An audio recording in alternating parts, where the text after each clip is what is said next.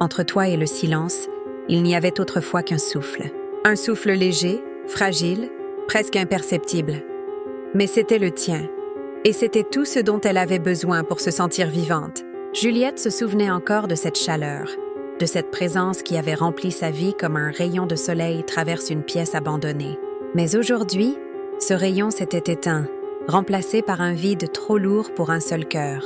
Chaque soir, elle marchait sur le même chemin, celui qu'ils empruntaient quand ils rêvaient ensemble d'un avenir simple, doux, sans bruit. Maintenant, elle l'empruntait pour une raison étrange, entendre le silence.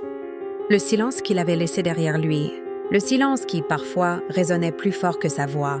Elle s'arrêtait toujours au même endroit, près de ce vieux banc en bois fissuré.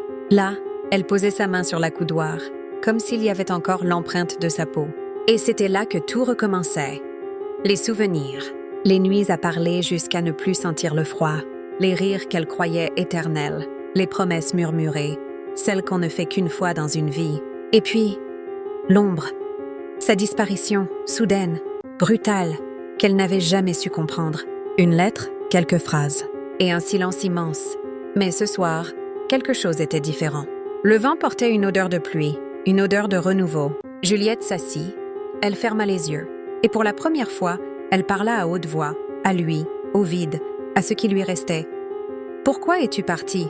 Pourquoi m'as-tu laissée avec ce silence ?» Le vent ne répondit pas, mais il glissa contre sa joue comme une caresse trop familière, trop douce pour n'être qu'un hasard. Elle sentit alors que peut-être, il n'était jamais vraiment parti. Peut-être que l'amour, lorsqu'il est vrai, ne disparaît pas. Il change de forme. Il devient un souffle dans la nuit, un frisson dans le vent, une présence invisible mais tenace. Elle ouvrit les yeux. Le silence n'était plus un ennemi. C'était un lien, un fil fragile entre son cœur et celui qu'elle avait aimé. Un fil qui ne se rompait pas. Entre toi et le silence, pensa-t-elle, il y a encore moi. Et tant que je respire, tu ne seras jamais totalement absent.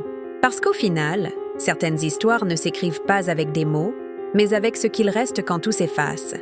Un souvenir, une émotion, un souffle, et ce besoin de continuer malgré tout.